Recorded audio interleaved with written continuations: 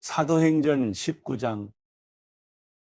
아볼로가 고린도에 있는 동안 바울은 윗지방을 거쳐서 에베소에 도착했습니다. 거기서 그는 몇몇 제자들을 만났습니다. 바울이 그들에게 여러분은 믿을 때 성령을 받았습니까? 라고 물었습니다. 그들이 대답했습니다. 아니요. 우리는 성령이 있다는 사실도 듣지 못했습니다. 그래서 바울이 물었습니다. 그렇다면 여러분은 어떤 세례를 받았습니까? 그들이 대답했습니다. 요한의 세례입니다.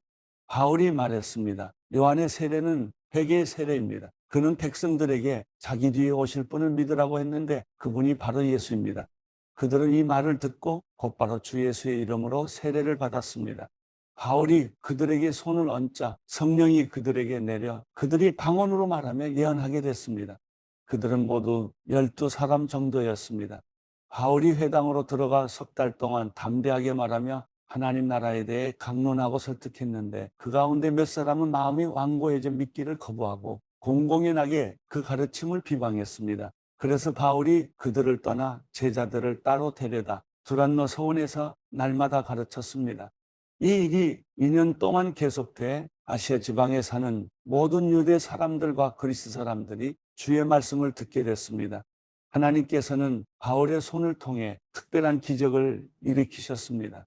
바울의 몸에 닿은 손수건이나 앞치마를 가져다 환자들에게 대기만 하면 그들의 병이 낫고 악한 영들이 떠나갔습니다.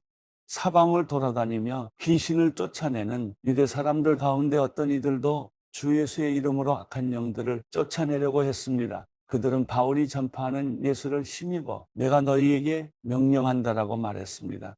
유대 사람 대제사장 스게와의 7 아들도 이런 일을 했습니다.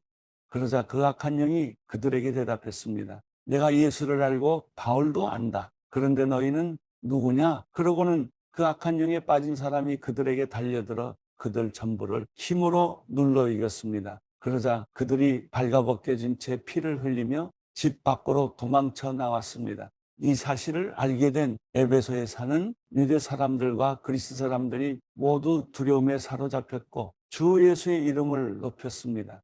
믿게 된 사람들이 많이 나와 자신의 악한 행위들을 고백하고 공개했습니다.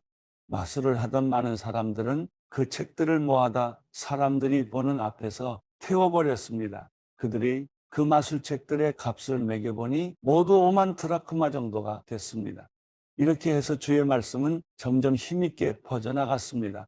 이런 모든 일이 일어난 뒤 바울은 마케도니아와 아가야 지방을 거쳐 예루살렘으로 가기로 결심하고 내가 예루살렘을 방문한 후에 반드시 로마도 꼭 볼 것이다라고 말했습니다. 그는 자신을 돕는 사람 가운데 디모데와 에라스도 2사람을 마케도니아로 보내고 자신은 아시아 지방에 잠시 더 머물렀습니다. 그 무렵 에베소에서는 복음의 말씀 때문에 큰 소동이 일어났습니다. 대메들이 오라는 은세공업자는 아데미 여신의 은 모형을 만드는 사람이었는데 직공들에게 적지 않은 돈벌이를 제공해 주고 있었습니다. 그가 직공들은 물론 이 일에 관련된 일꾼들을 불러 모아놓고 말했습니다. 여러분도 알다시피 우리가 이 사업으로 소득이 꽤 좋았습니다. 그런데 여러분도 보고 들은 대로 바울이라는 이 사람이 여기 에베소뿐 아니라 아시아 온 지방에서 사람이 만든 신은 신이 아니다라며 많은 사람들을 설득해 마음을 돌려놓고 있습니다. 이렇게 되면 우리 사업의 명성이 떨어질 뿐 아니라 위대한 여신 아데미 신전의 명예도 실추되고 아시아 지방과 전 세계에 걸쳐 숭배되고 있는 이 여신 자체도 그 신성한 위엄을 잃을지도 모르는 위험이 있습니다. 그들이 이 말을 듣자 화가 치밀어 올라 에베소 사람들의 아데미 여신은 위대하다 하고 소리 높였습니다. 그러자 도시는 순식간에 온통 소란스러워졌고 사람들은 마케도니아에서부터 바울과 동행한 가이오와 아리스다고를 붙잡아 일제히 연극장 안으로 몰려 들어갔습니다. 바울이 사람들 앞에 나서려고 했지만 제자들이 말렸습니다. 바울의 친구인 그 지방의 관리들도 사람을 보내 바울더러 위험을 무릅쓰고 연극장 안으로 들어가지 말라고 간곡히 권했습니다. 연극장 안에서 어떤 사람은 이 말을 하고 또 다른 사람은 저 말을 하는 통에 모인 곳은 매우 혼란스럽게 됐습니다. 심지어 자기들이 왜 그곳에 모였는지 모르는 사람들도 대부분이었습니다. 유대 사람들이 군중 가운데서 알렉산더를 앞으로 밀어냈습니다. 그러자 그는 조용히 하라고 손짓하고 사람들 앞에서 변호하려고 했습니다.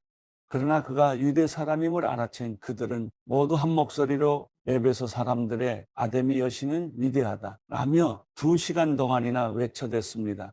마침내 에베소 시청서기관이 사람들을 진정시키고 말했습니다. 에베소 시민들이여, 이 에베소 도시가 위대한 아데미의 신전과 하늘에서 내려온 그 신상을 지키고 있는 것을 온 세상이 다 알지 않습니까? 이것은 부인할 수 없는 사실이므로 이제 여러분은 진정하고 경솔한 행동을 삼가야 합니다. 여러분은 이 사람들이 신전 물건을 도둑질하거나 우리 여신을 모독한 것도 아닌데 이곳으로 끌고 왔습니다.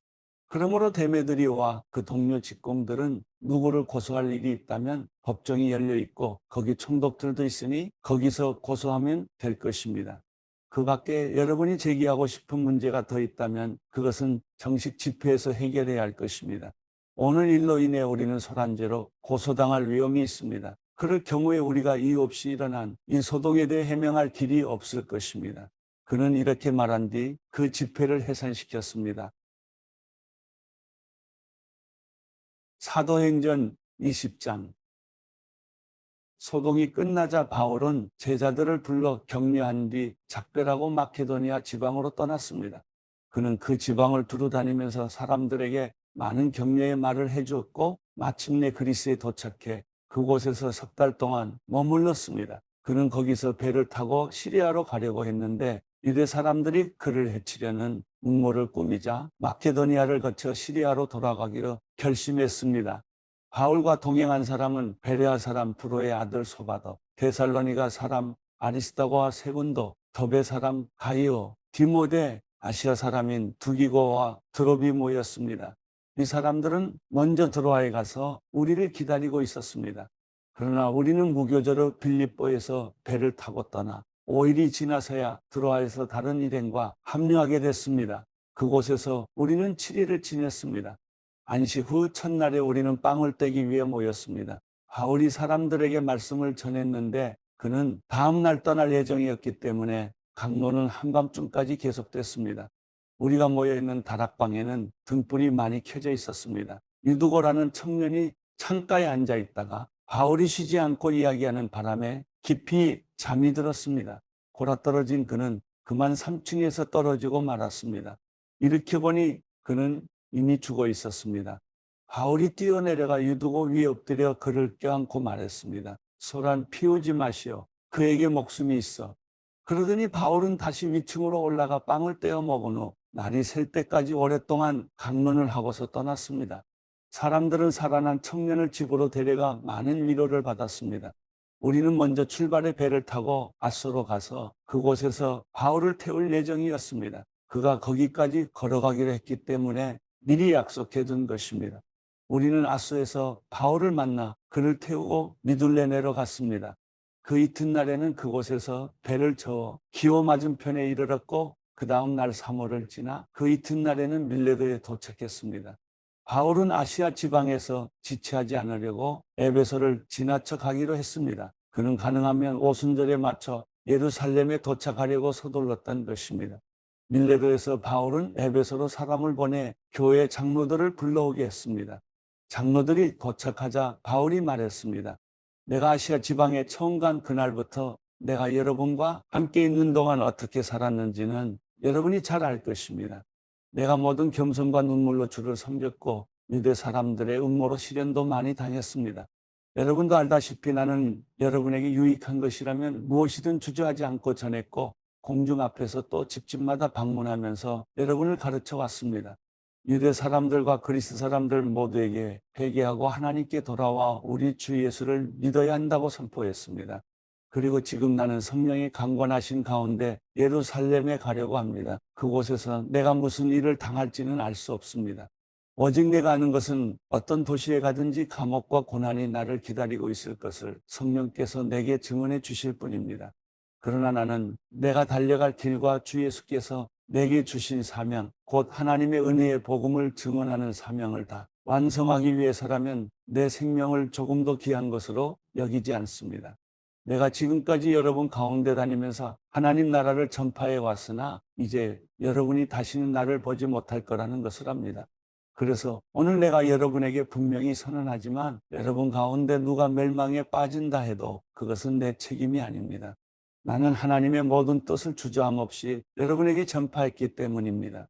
여러분은 자신과 양떼를 잘 살피고 조심하십시오. 성령께서 여러분을 감독자로 세우셔서 하나님께서 자기 피로 사신 교회를 돌보게 하셨습니다. 내가 떠나고 나면 흉악한 일이 때 같은 거지 선생들이 여러분 가운데 들어와 양떼를 해치려 할 것을 압니다. 또한 여러분 가운데서도 사람들이 들고 일어나 제자들을 빼내 자기들을 따르게 하려고 진리를 왜곡할 것입니다. 그러므로 정신을 똑바로 차려 깨어 있어야 합니다. 내가 3년 내내 여러분 모두에게 밤낮 쉬지 않고 눈물로 훈계한 것을 잊지 마십시오. 이제 내가 여러분을 하나님과 그분의 은혜의 말씀에 맡깁니다. 그 말씀이 여러분을 든든하게 세워 거룩함을 입은 모든 사람들 가운데 기업을 받게 하실 것입니다. 나는 그 누구의 은이나 금이나 옷을 탐낸 적이 없습니다. 여러분도 알다시피 나는 나와 내 일행이 필요한 것을 손수 벌어서 썼습니다. 이처럼 내가 모든 일에 모범을 보였으니 여러분도 약한 사람들을 도움해 주는 것이 받는 것보다 복이 있다라고 하신 주 예수의 말씀을 기억해야 합니다. 바울은 이 말을 마치고 나서 그들 모두 함께 무릎을 꿇고 기도했습니다. 그러자 그들은 모두 소리내어 울면서 바울을 껴안고 입을 맞추었습니다. 다시는 그의 얼굴을 보지 못할 것이라는 말 때문에 그들은 더욱 슬퍼하며 바울을 배타는 곳까지 전송했습니다. 사도행전 21장. 우리는 그들과 작별한 뒤 바다로 나가 배를 타고 곧장 곳으로 갔습니다. 이튿날 우리는 로도에 이르렀고 그곳에서 또 바다라로 갔습니다. 우리는 페니키아로 건너가는 배를 만나 타고 가다가 키프로스 섬이 보이자 그 섬을 왼쪽에 두고 시리아로 행선해 두로의 배를 댔습니다. 그곳에서 배의 짐을 풀기로 돼 있었기 때문입니다. 우리는 두로에서 제자들을 만나 그들과 함께 7일을 지냈습니다. 그들은 성령의 감동으로 바울에게 예루살렘으로 올라가지 말라고 전했습니다.